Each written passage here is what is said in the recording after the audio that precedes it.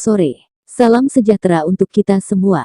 Berita kali ini masih mengangkat isu beli peternakan Belgia Part 3. Kamijo sesalkan oknum DPR dan eksekutif bangun jaringan bisnis.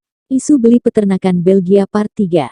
Kader melilitan Jokowi atau Kamijo sesalkan oknum DPR dan eksekutif bangun jaringan bisnis, serta abaikan kepentingan rakyat, bangsa dan negara. Kader militan Jokowi atau Kamijo menyesalkan politisi membangun jaringan bisnis di DPR dengan eksekutif serta mengabaikan kepentingan rakyat, bangsa dan negara.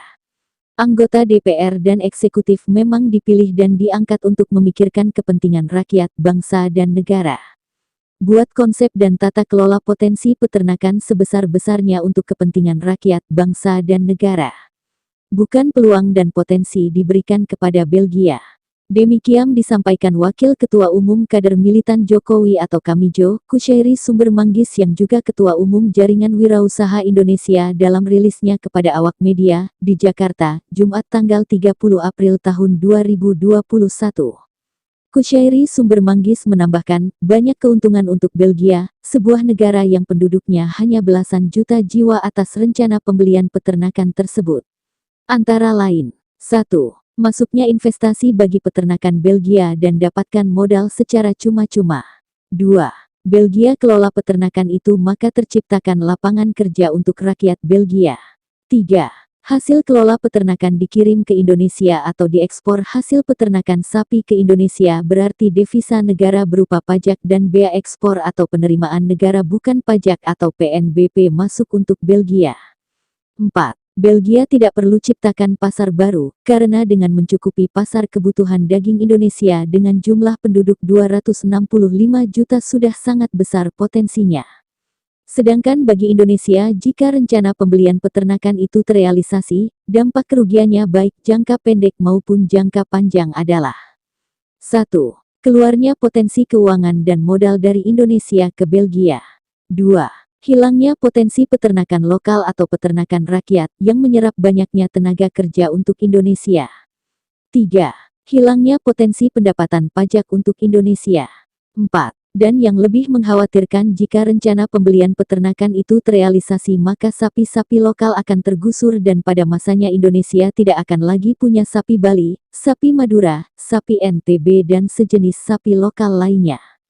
Sebelumnya anggota Komisi 6 DPR RI, Amin Aka, Dapil Jawa Timur 4 yang meliputi Kabupaten Jember dan Kabupaten Lumajang dari PKS mengatakan bahwa pembelian peternakan sapi di luar negeri merupakan solusi jangka pendek exit strategi pemenuhan kebutuhan akibat tidak terpenuhinya pasokan daging sapi dalam negeri. Berdasarkan data Badan Pusat Statistik (BPS), populasi sapi potong pada tahun 2020 mencapai 17,5 juta ekor.